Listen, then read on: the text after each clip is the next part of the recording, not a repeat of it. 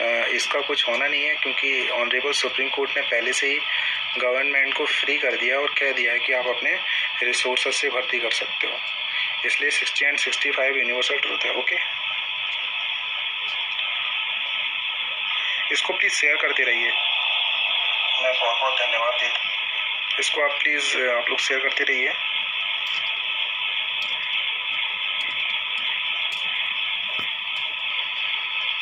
प्रिया वर्मा लिख रही हैं, नमस्कार। आदेश यादव, इटावा में बहुत तेज़ आंधी आई है जी। Komal Jaiswal 64 OBC safe no, आप रो में हो। यदुवंशी अरविंद कुमार यादव,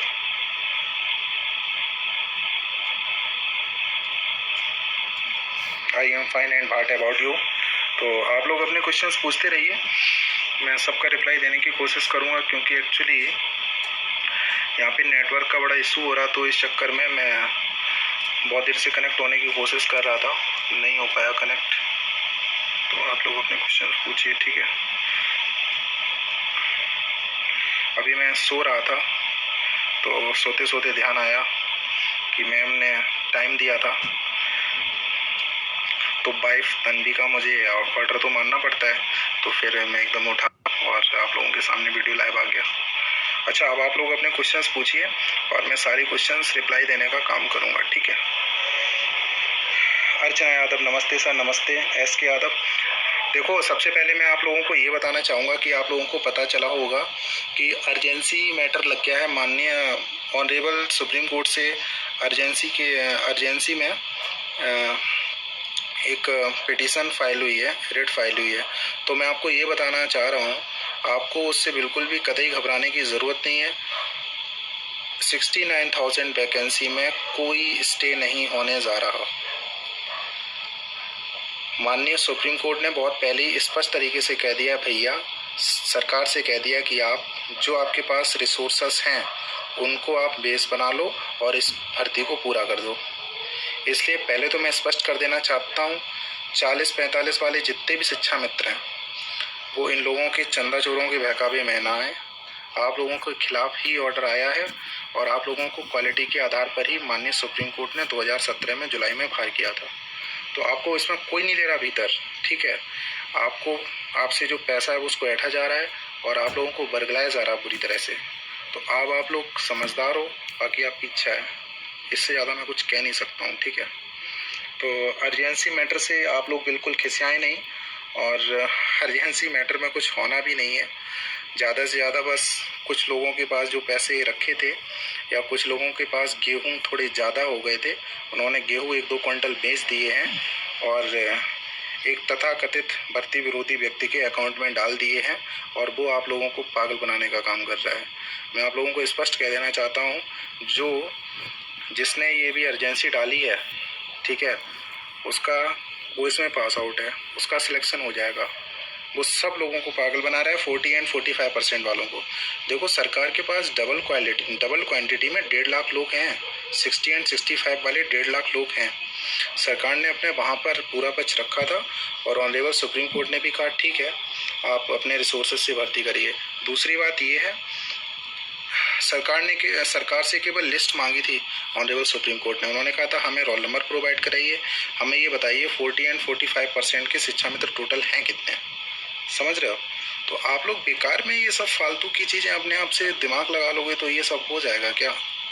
सरकार को स्टैंडर्ड बनाने का पूरा हक होता है, सरकार अपने हिसाब से भर्ती करेगी। और माननीय सुप्रीम कोर्ट ने क्वालिटी के आधार पर ही शिक्षा मित्रों को 2017 में बाहर किया था। तो इसमें अगर आप इंटरनेशनल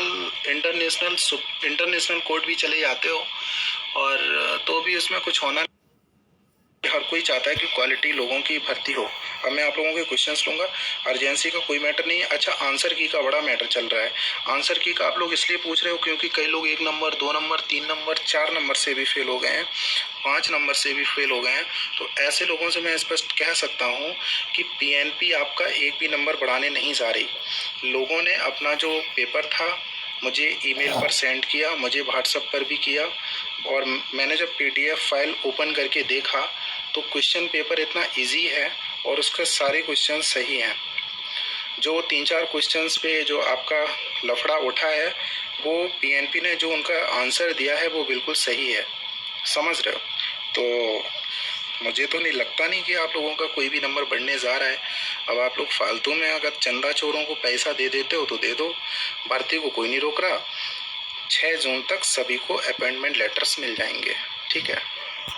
और अच्छा, मैं एक बात स्पष्ट तरीके से और कर देना चाहता हूँ।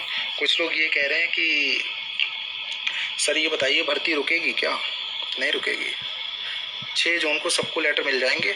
और देखो भैया, मैंने पोस्ट कर दी थी और मैं आप लोगों को स्पष्ट बता देना चाहता हूँ। और मैंने ये बताया था कि जिन लोगों का, देखो कई लोगों ने क्या किया है, 10th 12th ग्रेजुएशन और इन सब में सर्टिफिकेट नंबर और किसी का मार्कशीट नंबर किसी का गलत भर गया है, कोई दिक्कत नहीं है, एफिडेविट की भी कोई ज़रूरत नहीं है। बाकी आपने रोल नंबर सही भरा होगा, नंबर भी सही भरे होंगे और बोर्ड भी सही भरा होगा, पासिंग ईयर भी सही भरा होगा। मतलब अगर आपने किसी भी क्लास की अगर डिटेल्स दी हैं तो उसका अगर सर्टिफिकेट नंबर गलत हुआ है, मार्कशीट नंबर गलत हुआ है तो सर्टिफिकेट सही होगा, नंबर आपके सही भरे होंगे, पासिंग ईयर सही भरी होगी, बोर्ड सही भरा होगा, कोई दिक्कत नहीं है। इनमें आपको कोई भार नहीं कर रहा है। अगर आपका डेट ऑफ बर्थ और भरे गए मार्क्स में डिफरेंस है, चाहे 1 नंबर का भी डिफरेंस है, तो आपको 100% काउंसलिंग से बाहर कर दिया जाएगा। और आप पर विचार तभी होगा जब सचिव सर आदेश करेंगे आपका, ठीक है। ये बात आप लोग स्पष्ट तरीके से सुन लीजिए। ऑनरेबल कोर्ट का आदेश आ चुका था 68,500 वैकेंसी में, और 68,500 वैकेंसी में जो आदेश आया था तो उसके कारण ही बाद में ऐसे लोग जो बिल्कुल योग्य थे और कट ऑफ में आ रहे थे, जो स्टेट की लिस्ट आउट हुई थी, तो उनको बाद में 1 साल बाद अपॉइंटमेंट लेटर्स दिए गए। तो मैं भैया यही कहना चाहूँगा, इसकी जो अहर्ता तिथि है वो 22 दिसंबर 2018 है। कितनी है? 22 दिसंबर 2018। 22 दिसंबर 2018 के बाद पास आउट जितने भी कैंडिडेट्स हैं वो सब इसमें इनवैलिड है, ठीक है। तो पहली बात तो आप लोग ये समझ लीजिए, 22 दिसंबर 2018 तक पास के ऐसे कैंडिडेट्स जिनका गलती से गलत डाटा भर गया, नंबर गलत भर गए या और कुछ गलत भर गया, तो उनको मौका ज़रूर मिलेगा। आप टेंशन मत लीजिए, अभी लेटर नहीं मिलेंगे लेकिन फ्यूचर में लेटर उनको मिलेंगे ही, अगर वो मतलब स्टेट मेरिट के बीच में आ जाते हैं और उस ज़िले में जितने कट ऑफ तक के लोगों का सिलेक्शन हुआ है उसमें अगर वो आते हैं तो उनको ज़रूर अपॉइंटमेंट लेटर मिलेंगे। देर हो सकती है, प्रत्यावेदन भरकर सचिव सर को दे देंगे, आपका आदेश हो जाएगा, आपको भी ज्वाइनिंग मिलेगी, घबराएं नहीं, ठीक है। और ये जो माइनर मिस्टेक्स हैं इनका कोई दिक्कत नहीं है। मेरे पास कई लोगों के फ़ोन आते हैं तो मैं फ़ोन तो रिसीव करता नहीं, स्पष्ट आदेश है मैम का, तो फ़ोन किसी का रिसीव करता नहीं हूँ। और मैसेंजर व्हाट्सएप भी आप कर सकते हो। तो मैं आप लोगों से स्पष्ट कह देना चाहता हूँ कि कई लोगों की डीडी में उन्होंने क्या लिखा है। पहली बात तो मैं ये बता दूँ, जिसने डीडी नहीं बनवाया वो लोग डीडी में लिखवाएं सचिव उत्तर प्रदेश बेसिक शिक्षा परिषद प्रयागराज, ठीक है। सचिव उत्तर प्रदेश बेसिक शिक्षा परिषद, ठीक है, सचिव उत्तर प्रदेश बेसिक शिक्षा परिषद प्रयागराज, ठीक है। अब कई लोगों ने कहा है कि सर उन्होंने सचिव के बाद कॉमा लगा दिया उत्तर प्रदेश में, या उत्तर प्रदेश बाद में लिख दिया। भैया प्रयागराज उत्तर प्रदेश में ही है, आपका डीडी कहीं नहीं जा रहा, वहीं जाएगा पूरा। तो आप लोग बिल्कुल टेंशन फ्री रहो और आपको 100% उसमें कोई नहीं। और डीडी का कोई लिस्ट रिकॉर्ड थोड़ी ना होता है। आपने डीडी जमा कर दिया, उन्होंने टिक लगा दिया, हाँ इन्होंने डीडी जमा किया, काउंसलिंग भी करवाई है, तो आपको कौन रोकेगा वहाँ। इसलिए आप लोग बिल्कुल टेंशन फ्री रहा करो, इन फालतू के चक्करों में ना पड़ा करो। और जिनका सर्टिफिकेट नंबर, मार्कशीट नंबर और ये सब गलत हो गया ना, एक आध चीज़ माइनर मिस्टेक हुई है, बाकी सब सही है, उनको काउंसलिंग में कोई नहीं रोक रहा, ठीक है। और बताइए आप लोग। और मैं स्पष्ट कह देना चाहता हूँ, इस 69,000 वैकेंसी में 68,500 के टीचर्स तथा पूर्व में नौकरी कर रहे भी टीचर्स ने फॉर्म भरा है। तो आप लोगों को पता है कंप्यूटर क्या होता है। अच्छा, कई लोग कह रहे हैं सर हमारा फॉर्म तो रिजेक्ट नहीं हो जाएगा क्योंकि हमने उसमें मार्कशीट नंबर गलत भर दिया, सर्टिफिकेट नंबर गलत भर दिया, ये गलत भर दिया, वो गलत भर दिया। तो मैं ऐसे लोगों से ये कहना चाहूँगा, मैं कोई चमत्कारी बाबा नहीं हूँ, मैं आप लोगों के कमेंट यहाँ भी रीड कर रहा हूँ, इसलिए मैं मोबाइल की स्क्रीन पे ज़्यादा नहीं देख रहा, ठीक है। तो मैं लोगों से ये कहना चाहूँगा कि कंप्यूटर कोई भगवान नहीं है, कंप्यूटर एक मशीनरी है उसमें कमांड ह्यूमन ही देता है, उसमें डाटा फीड होता है, उसका डिकोड होता है, कंप्यूटर उसको रीड करता है। अब कंप्यूटर को क्या पता कि आपने हाई स्कूल का रोल नंबर गलत भरा या हाई स्कूल का सर्टिफिकेट नंबर गलत भरा, मार्कशीट का सीरियल नंबर गलत भरा, ये सब चीज़ें गलत भरी, वो कंप्यूटर रीड नहीं करेगा। कंप्यूटर केवल क्या करेगा, आपके जितने भी नंबर उसमें आए हैं 10th to लेके 10th 12th ग्रेजुएशन बीटीसी और रिटिन, उनको रीड करेगा। डेट ऑफ बर्थ को आपकी रीड करेगा, आपकी प्रेफरेंसेस को रीड करेगा, डाटा फिल्टर करके स्टेट मेरिट की PDF लिस्ट बना देगा और आपको मिल जाएगा। आप लोगों को बाहर करा जाएगा काउंसलिंग सेंटर्स पर, ठीक है। अगर आपने जो डाटा भरा है, जो विशेष मतलब स्पेशली जो आपने नंबर भरे हैं, मार्क्स भरे हैं 10th 12th ग्रेजुएशन बीटीसी और रिटिन के, तो उसमें हो गई डाटा, तो वो अगर आपने गलत भर दिए तो फिर आपको वहाँ से बाहर कर दिया जाएगा। फिर आपका भविष्य में प्रत्यावेदन या सचिव सर के आदेश के द्वारा ही उस पर विचार किया जाएगा। तो आप लोग स्पष्ट तरीके से समझ गए होंगे कि भैया जो माइनर मिस्टेक है, किसी का सर्टिफिकेट नंबर, मार्कशीट नंबर गलत, किसी का ये गलत, तो इनका कोई मतलब नहीं है। इनको सबको, इनकी सबकी काउंसलिंग होगी और सबको अपॉइंटमेंट लेटर मिलेंगे, ठीक है।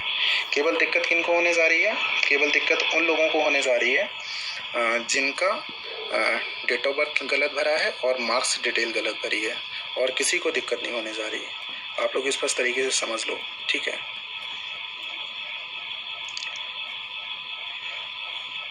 और मैं फिर कहता हूँ, जिन लोगों के पास मतलब कई लोग ये मेरी वीडियो मतलब बार बार देख सकते हैं और आप लोगों को इसमें मैं पूरा बता रहा हूँ, प्लीज़ इसको आप शेयर कर दिया करिए। मैं फिर कहता हूँ कि अनरिजर्व कैटेगरी, जनरल कैटेगरी में कट ऑफ मिनिमम रहेगा 68 to 69। जनरल कैटेगरी में 68 to 69 सिलेक्शन सबका हो जाएगा। OBC में 65 तक सबका हो जाएगा। शेड्यूल कास्ट में 61 तक सबका हो जाएगा, प्लीज़, ठीक है।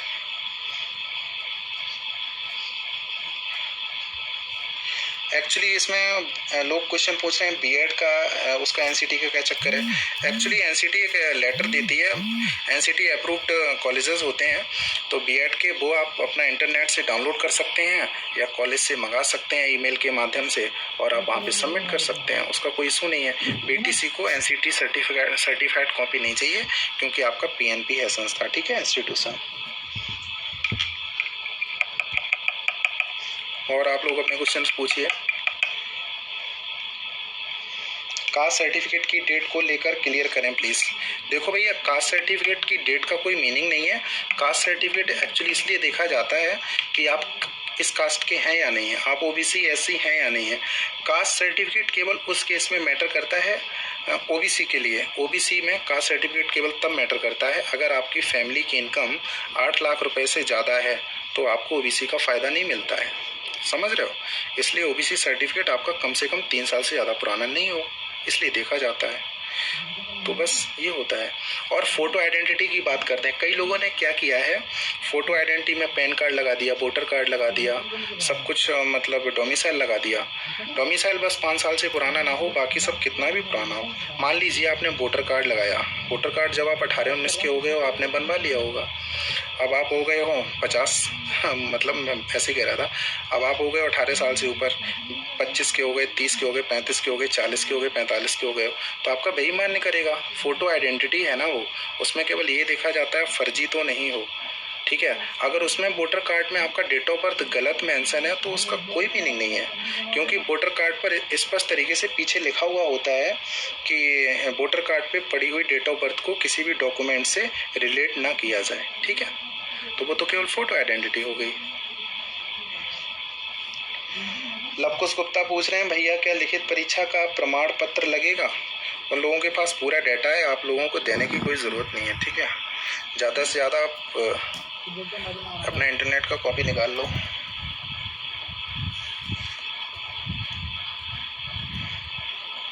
ऋचा भट्ट लिख रही है 71 है जनरल, क्या उम्मीद है? 100% सिलेक्शन हो जाएगा आपका, अच्छा मेरिट है।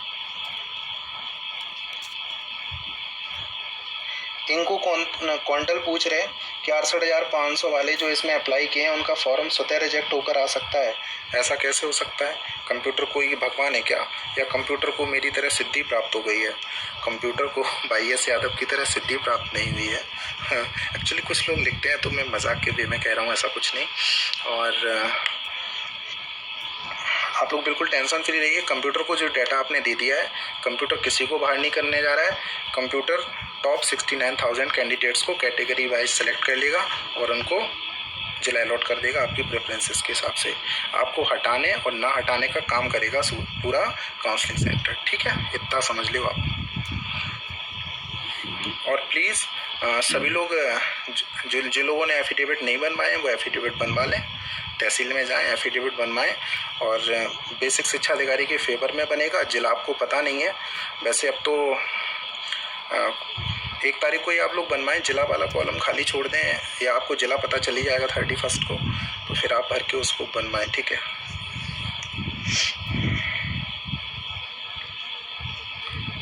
और डीडी प्लीज़ बनवा लीजिए। डीडी में सचिव उत्तर प्रदेश बेसिक शिक्षा परिषद प्रयागराज के नाम बनेगा, आप बनवा सकते हैं।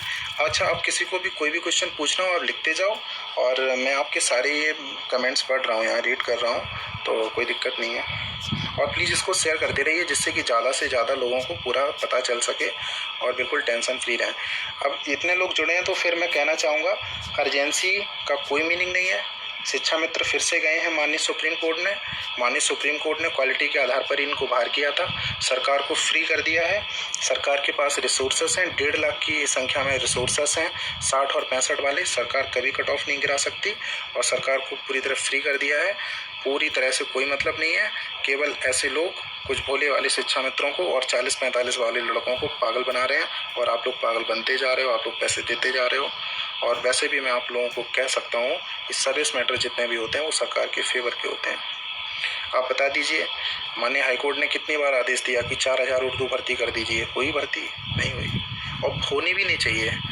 प्रेजेंट दौर चल रहा है, इसमें उर्दू की क्या ज़रूरत है? आपको इंग्लिश पढ़ना आना चाहिए। फालतू की चीज़ें पढ़ोगे तो बहुत पीछे चले जाओगे, मुगल काल में चले जाओगे। शुभम मिश्रा भाई, ज्वाइनिंग लेटर मिलने के बाद ज्वाइन कब तक होगा? आप 15 दिन तक ज्वाइन कर सकते हो, लेकिन स्पेशल केसेस में आप 6 महीने तक ज्वाइन कर सकते हो, ठीक है? और मैं फिर कहूँगा, आप लोगों को जब ज्वाइनिंग मिलेगी तो ये 1 साल के लिए आपकी टेम्पोरेरी ज्वाइनिंग होगी। इतना आप लोगों को मैं स्पष्ट बता दे रहा हूँ। तो जब टेम्पोरेरी ज्वाइनिंग होती है तो उस दौरान अगर आपको पकड़ लेता है कोई भी अधिकारी, बीएसए साहब पकड़ लेते हैं आपको, एबीएसए पकड़ लेता है, तो आप ये समझ लीजिए कि आपके खिलाफ़ उन्होंने कार्रवाई कर दी, तो फिर आपका प्रोविज़न पीरियड है वो आगे बढ़ जाता है। तो आप लोग रेगुलर रहेंगे, स्कूल में जाएंगे। School time please social media कतई नहीं चलाएंगे। अगर आप लोग स्कूल टाइम सोशल मीडिया चलाते हैं तो आप खुद को धोखा दे रहे हो, मतलब अपने फैमिली को धोखा दे रहे हो। क्योंकि अगर आप उन लोगों को नहीं पढ़ाओगे ना, गरीब बच्चों को नहीं पढ़ाओगे स्कूल में, पूरे मतलब स्कूल टाइम में आप सोशल मीडिया चलाओगे, फेसबुक चलाओगे, व्हाट्सएप चलाओगे, सब कुछ चलाओगे, तो ऊपर वाला भगवान सब देखता है। मैं भी देख रहा हूँ, आप लोगों के बच्चों पर बड़ा इफेक्ट पड़ता है, ये आप ध्यान कर लीजिए। इसलिए आपको गवर्नमेंट सैलरी देती है तो प्लीज़ आप पढ़ाएंगे ज़रूर, ऐसे आप करिए। जब आप स्कूल जाएं तो अपना मोबाइल चुपचाप स्विच ऑफ करके अपने पास रख लीजिए। आप भूल जाइए कि आपके पास मोबाइल है। आप केवल बच्चों की पढ़ाई पे फोकस करें वहाँ पे। और देखो भैया, कोरोना वायरस चल रहा है, 10 सेकंड का टाइम बता रहा हूँ आपको। लॉकडाउन चल रहा है, पूरी तरह से खुला नहीं है। स्ट्रीट डॉग्स, बंदर, बिल्ली इधर उधर घूम रहे बेचारे, भूखे घूमते हैं क्योंकि खाने पीने की दुकानें, स्टोर्स खुल नहीं रहे। तो आप लोग प्लीज़ जो आपके घर खाना बचता है या थोड़ा ज़्यादा खाना बनवा लीजिए करिए और उस खाने को आप घर के मेन गेट पे रख दिया करिए या छत पे रख दिया करिए। तो मतलब बिल्ली छत पे खा जाएगी, बंदर खा जाएंगे, और लेकिन जो कुत्ते होंगे वो आप गेट के बाहर रख दो तो वो खा जाएंगे। अब आप लोग कहेंगे कि स्ट्रीट डॉग्स आते ही नहीं हमारे इधर, पूरा ये, अरे जिसको भूख लगेगी वो आएगा। तो आप लोग काहे टेंशन ले रहे हो? बिल्कुल, तो आप लोगों को टेंशन लेने की कतई ज़रूरत नहीं है। आई मीन टू से, please please please help animals. इंसान की हेल्प तो पूरी दुनिया कर लेती है। अब इंसान की हेल्प दुनिया कर देती है तो आप जानवर की हेल्प करो। अच्छा, टेट में लोगों के नंबर बढ़ाए थे पीएनपी ने। टेट में चाहे आपके नंबर घटे या बढ़े, कोई दिक्कत नहीं है, कोई टेंशन लेने की ज़रूरत नहीं है, चाहे उसको कोई मतलब नहीं है, ठीक है?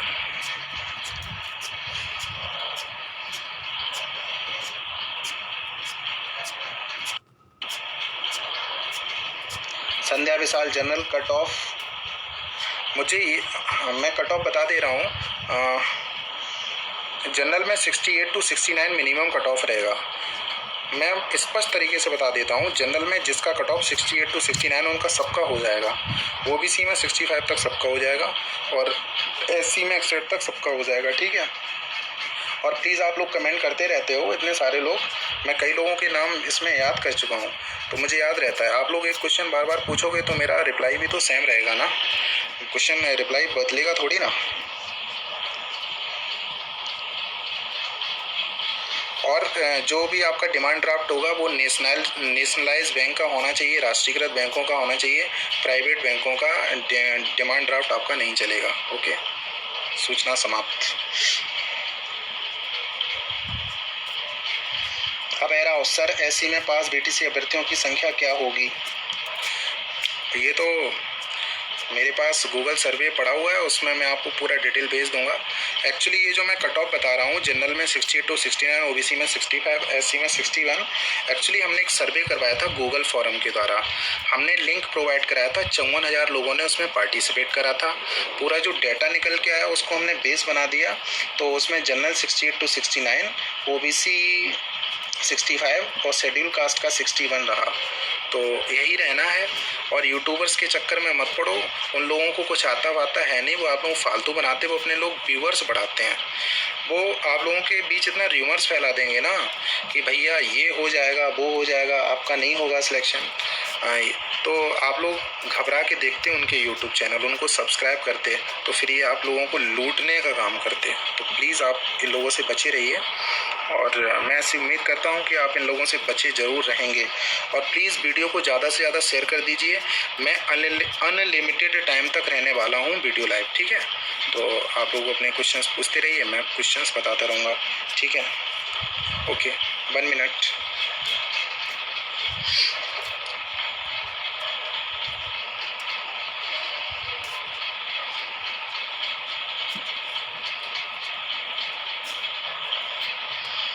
अमित निरंजन,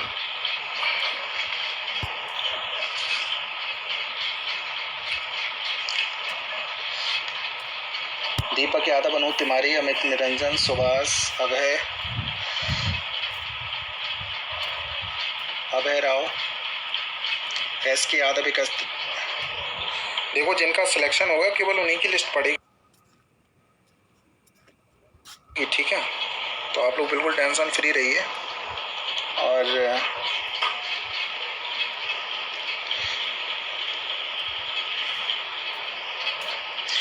देखो, मैं आप लोगों को ये बताना चाह रहा हूँ, कंप्यूटर को कोई ड्रीम हो नहीं रहा है कि इसमें किसने फॉर्म भरे। इसमें जो पहले से टीचर्स हैं उन्होंने भी फॉर्म भरे हैं, तो सबने भरे हैं। तो टॉप 69 क्या आएगी, पहली काउंसलिंग में सब लोग तो जाएंगे नहीं। अब पता चला किसी डिस्ट्रिक्ट में 400 सीटें हैं, वहाँ पहुँचे 300, वहाँ 100 लोग वो नहीं पहुँचे जिन्होंने 68,500 में नौकरी ज्वाइन कर ली है, या जो पहले से टीचर हैं। तो 100 सीटें जो आपकी वहाँ बचेंगी उनके लिए सेकेंड काउंसलिंग होगी। और काउंसलिंग का रूल होता है, काउंसलिंग तब तक चलती है जब तक सारी वैकेंसी फिल नहीं हो जाती हैं, ठीक है। तो आप लोग बिल्कुल टेंशन फ्री रहिए, बिल्कुल टेंशन फ्री रहिए। और 100% ये भर्ती प्रोसेस तब तक चलेगा जब तक, ये भर्ती प्रोसेस आपका कब तक चलेगा, जब तक इसकी सारी सीट्स नहीं भर जाती। अब कुछ लोग पूछ रहे हैं सर इसमें 22,000 सीट्स ऐड हो जाएंगी क्या 69,000 में? कभी ऐड नहीं होंगी भैया। देखो, माननीय सुप्रीम कोर्ट ने 2017 में जब शिक्षा मित्रों को बाहर किया था तो उन्होंने स्पष्ट कह दिया था, उन्होंने स्पष्ट ये कहा था कि हमें 1,37,000 लोगों की भर्ती करो, क्योंकि आपने इनको बाहर किया, इनको 2 चांस दो। सरकार ने 68,500 निकाल दी, दोबारा 69,000 निकाल दी। अब सरकार की इसमें क्या गलती है कि 68,500 में उसको क्वालिटी टीचर्स नहीं मिले, 45 के नहीं मिले। तो सरकार तो उन जो बच गए थे, मतलब उसमें वैकेंसी उनको आगे ऐड करेगी। अब अगर 22,000 इसमें जोड़ देती है तो ये नाइंसाफ़ी होने वाली बात है, क्योंकि फिर ये ऑन पेपर जो वैकेंसी है ना वो 68,500 प्लस 91 हो जाएगी, और वो फिर उसका टोटल 1,37,000 से 22,000 ज़्यादा हो जाएगा, जो सुप्रीम कोर्ट के रूल्स के खिलाफ हो जाएगा। क्योंकि सुप्रीम कोर्ट ने कहा है केवल 1,37,000 लोगों को ही आप 1,37,000 की वैकेंसी में ही 2 चांस में शिक्षा मित्रों को बैटेज दे सकते हो, 2.5 नंबर का, मैक्सिमम 10 साल तक। अब 2.5 नंबर का बैटेज सुप्रीम कोर्ट ने तो नहीं दिया, सरकार नहीं दिया। मान लिया सुप्रीम कोर्ट ने कई बार याचिकाएं भी पढ़ी, उनको खारिज बारिज कर दिया, क्योंकि माननीय सुप्रीम कोर्ट ने भी कहा कि इनको चलो 2.5 नंबर दे दो, कोई दिक्कत नहीं, इतने साल तक उन्होंने बेसिक में सेवा करी है। तो आप लोग इतना समझ लो कि 91,000 ये वैकेंसी नहीं बनने वाली, ना इसमें 22,000 सीटें ऐड होने वाली हैं। ऑन पेपर 68,500 ही रहेगी, ऑन पेपर 68,500 को 69,000 ही है। उसमें 22,000 बच गई, ये आपकी गलती है। आप लोग ज़्यादा मेहनत करे होते तो आप लोगों की सबकी नौकरी लग जाती। इसमें सरकार का क्या फ़ाल्ट?